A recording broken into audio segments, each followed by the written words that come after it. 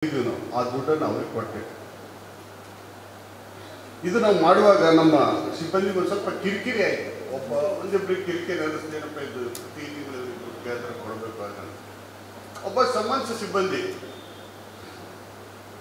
ನಂದು ಟ್ರಾನ್ಸ್ಫರ್ ಆಯಿತು. ಆ ನಂತರ ಆಕ್ಸಿಡೆಂಟ್ ಆಗಿದ್ದಂತ ಒಬ್ಬ ಲೇಡಿಗೆ ನಾವು ದುಡ್ಡು ಕೊಟ್ಟಿದ್ದೀವಿ. ಅವಳಿಗೆ ಮನೆಗೆ ಹೋಗಲಿಕ್ಕೆ ಖರ್ಚಿಗೆ ದುಡ್ಡಿರಲಿಲ್ಲ, ಬಸ್ಸಿಗೆ ದುಡ್ಡಿರಲಿಲ್ಲ. ಆ ಕೊಟ್ಟಂಥ ದುಡ್ಡಲ್ಲಿ ಮನೆಗೆ ಹೋಗಿ ರೀಚ್ ಆಗಿತ್ತು. ಸಂಬಂಧಿಸ ಕೊಡ್ಲಿಕ್ಕೆ ಹೋದಾಗ ಅವರು ಯಾರಂತ ಗೊತ್ತಾಗಲಿಲ್ಲ. ಅಂದರೆ ಈ ಯೂನಿಫಾರ್ಮಲ್ಲಿದ್ದಾಗ ಸಾಮಾನ್ಯ ಜನ ಬೇಗ ಗುರುತಿಸ್ತಾರೆ, ಮಕ್ಕಳಿಗೆ ಸಿವಿಲ್ಸಲ್ಲಿದ್ದಾಗ ಗುರುತಿಸ್ತಾರೆ. ಹೋಗಿ ಮನೆ ಅಡ್ರೆಸ್ಸು ಹುಡ್ಕೊಂಡೋಗಿ ಕೊಡ್ಲಿಕ್ಕೆ ಹೋದಾಗ ಯಾರು ಏನು ಅಂತ ವಿಚಾರಿಸಿದಾಗ ನಾವು ಟ್ರಾಫಿಕ್ ಸಿಬ್ಬಂದಿ ಹಿಂಗೊಂದು ಕೇಸ್ ಆಗಿತ್ತು, ಅದು ಸಂಬಂಧಿಸ್ಬೋದು. ಅದು ಕೇಳಿದ ತಕ್ಷಣ ಎಮ್ಮನ ಕಣ್ಣಲ್ಲಿ ನೀರು ಧಾರಾಕಾರವಾಗಿ, ನೀವು ಆ ದಿವಸ ಏನಾದರೂ ದುಡ್ಡು ಕೊಡದೇ ಇದ್ದರೆ ನಾವು ಮನೆ ಸೇರ್ತಿರಲಿಲ್ಲ, ಬೀದಿ ಪಾಲಾಗ್ತೀವಿ. ನೀವು ಕೊಟ್ಟಿರ್ತಕ್ಕಂಥ ಒಂದು ದುಡ್ಡಿಂದ ನಾವು ಈ ಮನೆಗೆ ಬಂದು ವಾಸ ಮಾಡ್ತಿದ್ವಿ. ಹಾಗಾಗಿ ನಿಮ್ಮೆಲ್ಲರಿಗೂ ನಮ್ಮ ಧನ್ಯವಾದಗಳು, ನಮಸ್ಕಾರಗಳು ಏನೇನು ಹೇಳಿದ್ರು. ಅದು ಆದ ನಂತರ ಅವನಿಗೆ ಯಾರು ಸ್ವಲ್ಪ ಅವನಿಗೆ ಮನಸ್ಸಲ್ಲಿತ್ತು, ಏನಪ್ಪ ದಿನ ಪ್ರತಿ ತಿಂಗಳು ದುಡ್ಡು ಕೇಳ್ತಾರೆ, ನಾವು ಕಟ್ಟಿದ್ದು ಸಾರ್ಥಕ ಆಯಿತು ಅಂತ ಹೇಳಿದ್ರು. ನನಗೆ ವಾಪಸ್ ಫೋನ್ ಮಾಡಿ ಹೇಳಿದ್ರು, ಸರ್ ನನಗೆ ಆ ಟೈಮಲ್ಲಿ ಅರ್ಥ ಆಗಿರಲಿಲ್ಲ, ಈ ದಿವಸ ನನಗೆ ಆ ಎಮ್ಮ ನನಗೆ ಹೇಳಿದ್ರಲ್ಲ, ಕಣ್ಣೀರು ತೆಗೆದು ಮನಸಾಪೂರ್ವಕವಾಗಿ ಹಾರೈಸಿದಳಲ್ಲ, ನಿಜವಾಗಿ ನಾನು ಕೊಟ್ಟಿದ್ದು ಸಾರ್ಥಕ ಆಯಿತು ಅಂತ ಅನ್ನಿಸ್ತು.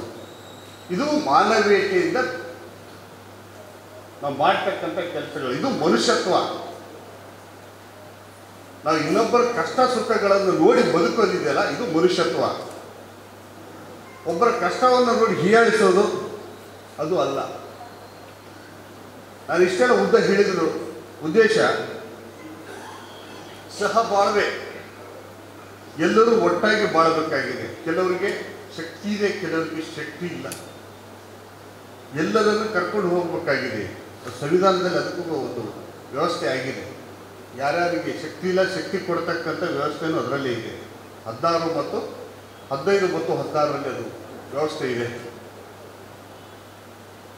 ಹಾಗಾಗಿ ಯಾರೂ ಇಲ್ಲಿ ಧರ್ಮ ಯಾವುದೇ ಇದ್ರೂ ಕೂಡ ಇರ್ತಕ್ಕಂಥ ಉದ್ದೇಶ ಮನುಷ್ಯನ ಸರ್ವಾಂಗೀಣ ಅಭಿವೃದ್ಧಿಯೇ ಆ ಧರ್ಮದ ಮೂಲ ಉದ್ದೇಶ.